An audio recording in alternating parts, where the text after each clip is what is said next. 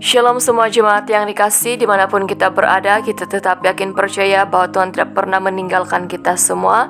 Dan salam Natal untuk semua jemaat yang berada di seluruh tempat saat ini. Dan tidak lupa juga saya ingin mengucapkan salam takziah untuk seluruh keluarga besar saya, terutama untuk keluarga Incik Okuling, di mana anak sulung mereka yang bernama Feradi sudah pergi meninggalkan kita semua. Beliau juga merupakan teman baik saya ketika saya masih kecil dan kami membesar bersama-sama. Tetapi saya tetap yakin percaya bahwa Tuhan Yesus lebih mengasihi dia. Biarlah dia damai di dalam pegangan tangan Tuhan. Dan sebelum kita mendengarkan perkongsian firman Tuhan, saya ingin mengajak semua jemaat untuk berdoa bersama-sama. Mari kita berdoa. Haleluya. Bapa kami yang berada dalam kerajaan syurga, kami mengucap syukur karena dalam segala sesuatu Engkau mengajar kami untuk tetap tabah, untuk selalu berpengharapan dalam Engkau. Bapa, sebentar nanti kami akan mendengarkan perkongsian firman-Mu. Biarlah Engkau yang berbicara untuk setiap pribadi kami, supaya melalui firman-Mu yang kami dengar ini dapat mengajar dan membentuk kami, supaya tetap memiliki janji pengharapan tentang kedatangan-Mu yang kedua kalinya. Dalam nama Yesus kami berdoa, amin. Jemaat yang terkasih, mari kita buka Alkitab di Matius pasal 24, bermula dari ayat 29 sehingga yang ke-36. Saya bacakan dalam terjemahan bahasa Indonesia di bawah tema Kedatangan Anak Manusia, perumpamaan tentang pohon ara. Segera sesudah siksaan pada masa itu, matahari akan menjadi gelap dan bulan tidak bercahaya, dan bintang-bintang akan berjatuhan dari langit, dan kuasa-kuasa langit akan goncang.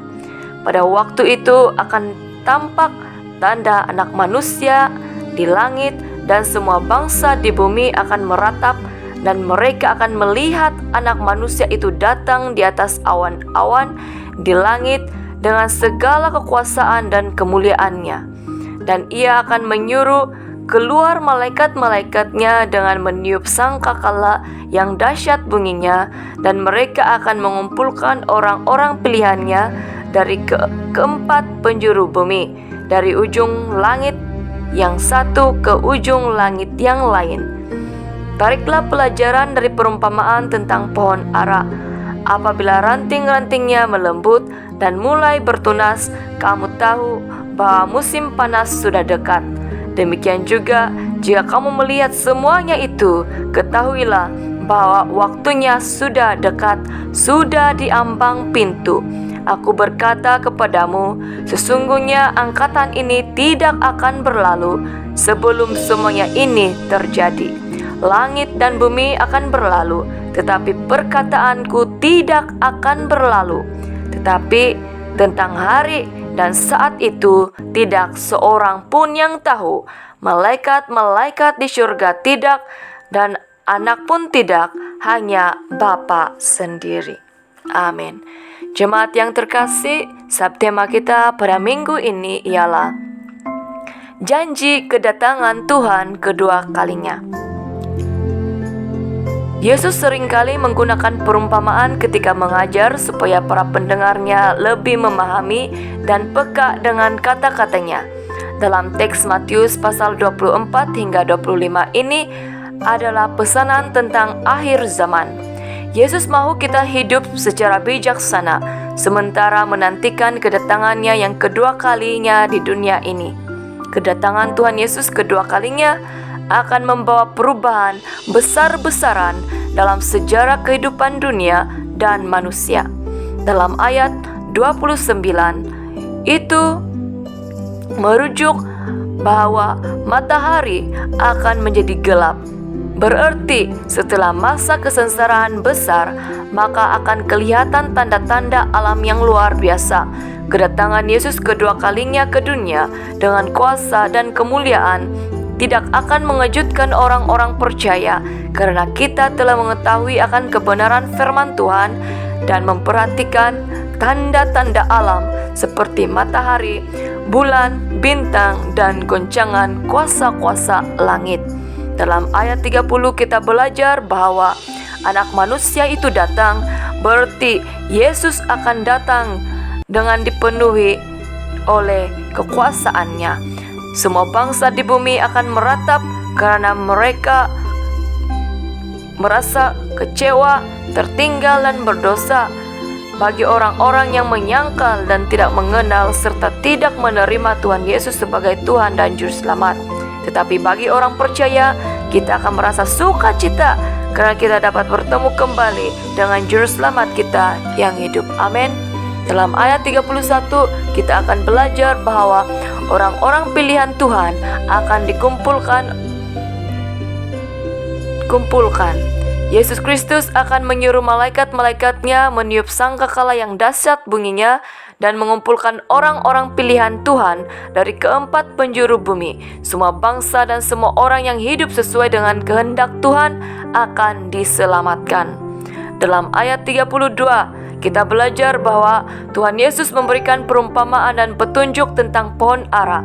Segala sesuatu akan terjadi dan ada petunjuk-petunjuk sebelum kedatangan Yesus yang kedua kalinya di dunia ini, supaya orang-orang percaya dapat bersiap sedia dan berjaga-jaga. Dalam ayat ke-33, kita belajar bahwa apabila kita melihat semua nubuatan-nubuatan di kitab mulai digenapi satu persatu, maka kita harus lebih lagi hidup bijaksana karena waktu kedatangan Tuhan sudah dekat. Dalam ayat 34, kita belajar bahwa ini memberikan kita gambaran bahwa sebelum semua hal yang dikatakan oleh Yesus terjadi, akan ada manusia-manusia di dunia ini yang akan menyaksikan penggenapan nubuatan tentang akhir zaman. Akan ada golongan-golongan orang-orang yang percaya dan juga ada golongan orang-orang yang tidak percaya yang akan menjadi saksi mata yang akan mengalami dan melihat peristiwa-peristiwa tersebut. Dalam ayat 35 kita belajar bahwa semua yang ada di bumi akan berlalu dan lenyap, tetapi firman Tuhan akan tetap ada dan kekal sampai selama-lamanya. Dalam ayat ke-36 kita belajar bahwa tidak satu pun di antara manusia yang tahu akan hari dan saat kedatangannya Anak Manusia, yaitu Yesus Kristus. Para malaikat di surga dan Anak sendiri tidak mengetahuinya. Hanya Bapa di surga sendiri yang tahu bila masa dan harinya itu akan tiba. Jemaat yang terkasih, untuk menantikan janji kedatangan Tuhan Yesus yang kedua kalinya di dunia ini, maka sebagai orang-orang yang percaya, kita harus pertama persiapkan diri kita dengan minyak yang secukupnya, seperti 5 orang gadis yang bijaksana. Minyak adalah lambang iman kita di hadapan Tuhan. Tanpa iman, tidak ada seorang pun yang boleh menyenangkan hati Tuhan. Yang kedua, kita harus selalu berdoa dan berjaga-jaga, karena roh memang penurut tetapi daging lemah. Sebelum Yesus ditangkap, dia memberikan pesanan ini juga kepada murid-muridnya. Yang ketiga, tetap setia dan bertahan dalam ujian, kesusahan, penderitaan, dan pergumulan. Orang yang bertahan sampai pada kesudahannya akan diselamatkan. Amin. Jemaat yang terkasih, kedatangan Yesus yang pertama kali di dunia ini adalah sebagai juru selamat kita yang memberi sinar terang, pengharapan, kasih, dan pengampunan. Namun, kedatangan Yesus yang kedua kalinya di dunia ini ialah sebagai hakim yang akan menghakimi kita semua. Jika kita hidup berkenan di mata Tuhan, maka kita akan beroleh hidup yang kekal dan mewarisi kerajaan surga. Oleh itu, selagi masih ada kesempatan yang ada, marilah kita hidup intim dengan Tuhan. Amin. Karena bagi saya, ilustrasi kedatangan Tuhan adalah seperti seorang bapa yang pergi bekerja di luar bandar ataupun di tempat kota. Lalu dia akan pulang ke rumahnya. Anak-anak akan merasa gembira apabila mengetahui bapa mereka akan balik ke rumah, karena mereka juga sangat merindukan dan menanti-nantikan kedatangan bapa mereka. Tetapi anak yang berbuat salah, memberontak di rumah, dan melakukan kesilapan-kesilapan lain, akan merasa takut apabila mendengar berita tentang bapaknya pulang ke rumah. Oleh itu, kita haruslah menjadi orang-orang yang bijaksana. Seorang bapak sangat merindukan anak-anaknya supaya anak-anaknya mengalami kasih, berkat, dan keselamatan. Tuhan Yesus juga mengasihi Anda dan saya.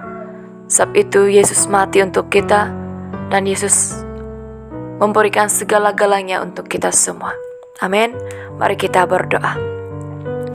Bapa kami yang berdalam kerajaan syurga, kami mengucap syukur ya Tuhan, karena Engkau mengajar kami untuk selalu mempersiapkan iman kami di hadapan-Mu. Dan Engkau selalu mengajar kami untuk berdoa serta berjaga-jaga, karena Engkau tahu roh kami memang penurut, tetapi daging kami sangat lemah. Ajarlah kami Tuhan untuk tetap setia dan bertahan dalam ujian dan kesusahan serta pergumulan, supaya bila masa pun Yesus datang kedua kalinya, kami tetap kuat bersama dengan Engkau. Terima kasih Bapa, dalam nama Yesus kami berdoa. Bapa, kami juga mau ingat untuk keluarga Okuling dan seluruh keluarga saya yang besar yang sedang berduka saat ini, untuk anak mereka yaitu Feradi yang sudah pergi meninggalkan kami semua. Bapa, tidak ada pengharapan kami selain Engkau. Biarlah Engkau yang memberikan kami kekuatan, penghiburan, dan damai sejahtera, supaya ketika kami masih hidup, inilah kesempatan untuk kami belajar menyenangkan hati-Mu dan melakukan kehendak-Mu. Terima kasih Bapa, biarlah Engkau memberikan penghiburan, damai sejahtera untuk kami semua. Dalam nama Yesus kami berdoa dan mengucap syukur. Amin. Salam kasih dari saya, Gembala Felianivo. Tuhan menyertai dan memberkati kita semua. Amin.